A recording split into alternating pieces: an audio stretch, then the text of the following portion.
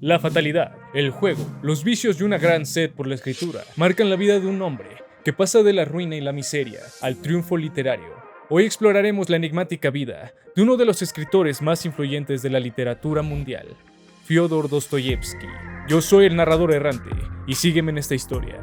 Desde el principio de su vida, la miseria, enfermedad y muerte fueron los ingredientes que se mezclaron en la vida del pequeño Fyodor. Nace en Moscú el 30 de noviembre de 1821, siendo el segundo de, escucha bien, 8 hijos. Su padre era un hombre muy duro. Le encantaba, tú sabes, una persona egoísta y conocida por ser violenta. Era un médico militar que sirvió en el ejército que luchó contra Napoleón. Es de los cuarteles donde consigue su carácter irascible y frío.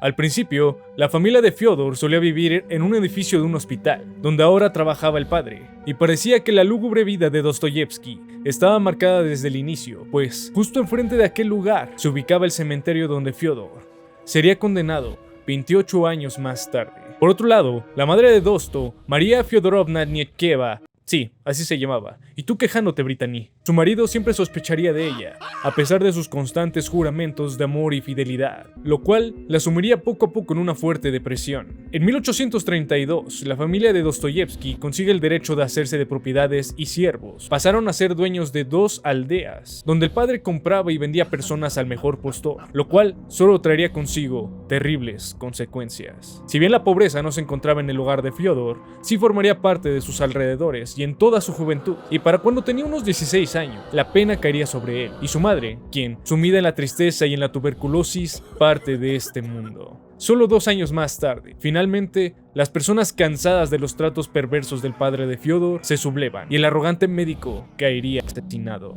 Desde muy jóvenes, el buen Fio y su hermano Mijail tendrían un acercamiento a la literatura a través de la religión y la Biblia, e incluso aprenderían francés y latín. En 1838, luego de la muerte de su madre, los hermanos viajarían a San Petersburgo. Fio entraría a la escuela de ingeniería militar. En esta época, aparecería el trastorno que le quejaría el resto de su vida: la epilepsia. Sin embargo, para Dosto, lejos de ser un mal, sería tomado en él como un mérito, incluso haciendo alarde de su condición. En novelas como El idiota, Fyodor le daría a su personaje principal esta misma condición. En este estado, el personaje sería presentado como un hombre excelso, permitiéndole vivir momentos de extraordinaria lucidez y belleza. Luego de 5 años estudiando ingeniería, Dostoyevsky termina su carrera. Sin embargo, un año después, decide dedicarse enteramente a escribir, sin saber que el mundo de las letras le tiene reservado uno de los más altos pedestales. En 1846, el buen Fyodor publica su primera novela, Pobres Gentes, donde denuncia la sociedad cruel e injusta, defiende a aquellos humildes e indefensos, sensibles al amor y la poesía. Era un poco intenso ese Fyodor. Esta resulta bien recibida por la crítica de sus tiempos. Incluso, Belinsky, el crítico más autorizado de la época, elogió la novela y se convirtió en uno de sus mayores admiradores. Sin embargo, esto cambiaría pronto. El escritor ruso se dedicaría a escribir y a escribir. Relatos como El señor Prohachin, La patrona, El doble verían la luz. Pero tan pronto como lo hicieron, las críticas negativas hacia su obra aparecerían también. Incluso Belinsky se convertiría en uno de sus principales detractores. ¿Qué te digo? Ese Belinsky también era intenso. A finales de 1847, Dosto comienza a frecuentar círculos socialistas, y ya sabemos que por la época eso no traería consigo cosas buenas, ¿verdad, Nicolás I? Ahí conocería a Petrashevsky, un joven idealista con quien congeniaría bastante. Sus ideales, su intelecto y sus conceptos revolucionarios lo encandilaron, uniéndose así a los petrashevistas. Sí, petrashevistas. En ese lugar conocería a más jóvenes e intelectuales, poetas y revolucionarios. Pero cuando esto le incitaron a la ilegalidad política, a Fyodor ya no le gustó la movida. Pero como les debía dinero, no le quedó de otra que unirse y montar una imprenta clandestina, de donde sacaban propaganda revolucionaria. Así Fyodor continuaría en las filas petrashevistas, donde tiempo después, la lectura de una carta le costaría la pena de muerte. Sería en una reunión con este grupo donde Fyodor leería una carta que había escrito Belinsky, donde renegaría de su obra literaria, sin saber que en el público había un espía de la policía secreta. Al día siguiente, el auditorio de petrashevistas junto con Fyodor serían detenidos y encerrados en la fortaleza de Pedro y Pablo. Y aquí viene una de las muchas razones por las cuales es considerado un monstruo, un pilar dentro de la literatura. En una sola noche, Fyodor escribió una novela.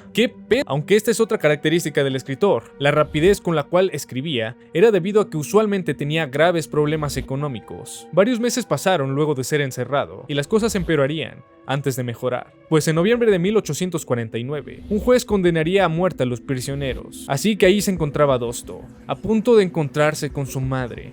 Sin embargo, en el último momento, uno de los presentes en la ejecución informó que el zar mostraba su piedad y cambiaría la condena, y los mandó a Siberia,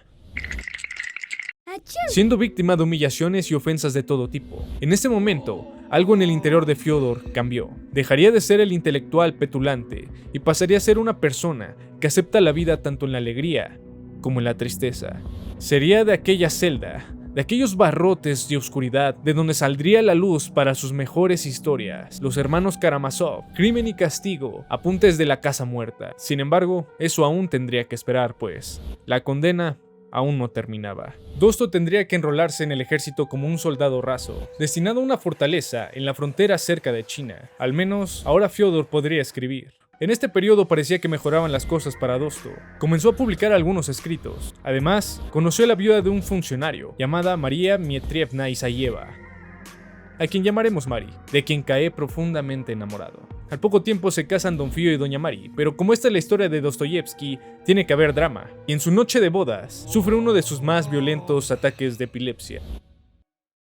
10 años después de su encierro, consigue finalmente su libertad en 1859. Dosto dice con su permiso y regresa a San Petersburgo, y lo recibe algo igualmente difícil que el encierro. La pobreza quejaría fuertemente a Fyodor, se tendría que valer de la pluma para sobrevivir. Sin embargo, Fyodor dijo ¿qué me importa? Y que se va para Europa. Estuvo en Berlín, París, Londres, Ginebra, Venecia, Florencia, viajes que plasmaría en sus escritos. Durante dicha época, conocería a una mujer, Apolinaria Suslova, mujer que lo esperaría en París, y con quien iría, seguido por su pasión por el juego. Sobre el tapete verde de los casinos va quedando cada centavo del escritor. Cuando regresa a Rusia, se da cuenta de que Doña Mari, su esposa, sufre de tuberculosis y se encuentra solo unos pasos de la muerte. Esta época resulta sumamente difícil para Fío, quien es acosado por todas sus deudas debido a su ludopatía. La pobreza la aqueja como nunca, y una taza de té pasa como su único alimento en el día. Le pide dinero a su amante, familia, amigos, mientras los editores aprovechan tal momento para comprar por adelantado los derechos de sus obras. Así se escribieron El Jugador, novela casi autobiográfica, y Crimen y Castigo. Finalmente, en 1864, María muere y 2 meses más tarde, el hermano de Fyodor, Mijail, también parte de este mundo, dejando a su familia desamparada y una deuda impresionante. Con su esposo y su hermano mayor, la culpabilidad invade a Fyodor. Sin embargo, solo sale de Rusia en busca de casinos, donde encuentra la ruina, la soledad y constantes ataques de epilepsia. Ok, una pausa para respirar con tanto drama. En medio de todo esto, Dosto escribe y furiosamente. Así es como comenzarían a publicarse los primeros capítulos de Crimen y Castigo. En 1867, Fyodor se casaría por segunda vez, con una joven de 22 años, llamada Ana Grigorievna, y como si no hubiera aprendido, Fío dijo de nuevo ¿qué me importa? Y que se va para Berlín, donde su ludopatía sigue dejando estragos, perdiendo siempre. Casi sin recursos, la pareja cae a Ginebra, donde nace su primera hija. Sin embargo, como si no lo hubiera golpeado suficiente la vida, su hija muere a los 3 meses de nacida. Devastados, la pareja decidió ir a Florencia, donde con furia, Dostoyevsky describe El idiota, el que sería tomado por muchos como el Quijote de la literatura rusa. Luego de 4 años de andadas en Europa, Fío regresa a Rusia, donde nacería su primer hijo varón. En esta época, Dosto escribe sin medida, y poco a poco su éxito se ve engrandecido. Pasa por ser el redactor en jefe de una revista semanal, donde publica otra de sus novelas, Diario de un escritor. Después, renuncia para dedicarse de lleno a sus obras. Finalmente, Fyodor publica Los hermanos Karamazov, su obra más popular y al mismo tiempo, la última. Tomó inspiración de una de sus experiencias en prisión, donde conoció a un oficial acusado injustamente del asesinato de su padre. Su reclusión en Siberia le serviría así para ser un escritor que penetra profundamente en el mundo anímico de los hombres, en sus pasiones, pecados, crisis y arrepentimientos. Fyodor Dostoyevsky tuvo que esperar años de abusos, pobreza extrema, ataques de epilepsia, muerte y desolación para al fin encontrar el reconocimiento de sus contemporáneos. En 1880 alcanza al fin la gloria. En una ceremonia cívica, en honor al centenario del nacimiento de Pushkin, Fyodor sube lentamente al podio.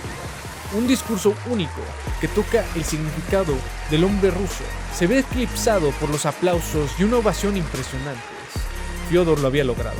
2 meses más tarde, en febrero de 1881, Dostoyevsky murió de una hemorragia pulmonar asociada a un efisema y a un ataque epiléptico. Esta fue la historia de un hombre enigmático que entre el juego, la miseria y cada una de sus adversidades describió algunos de los más profundos dilemas del ser humano.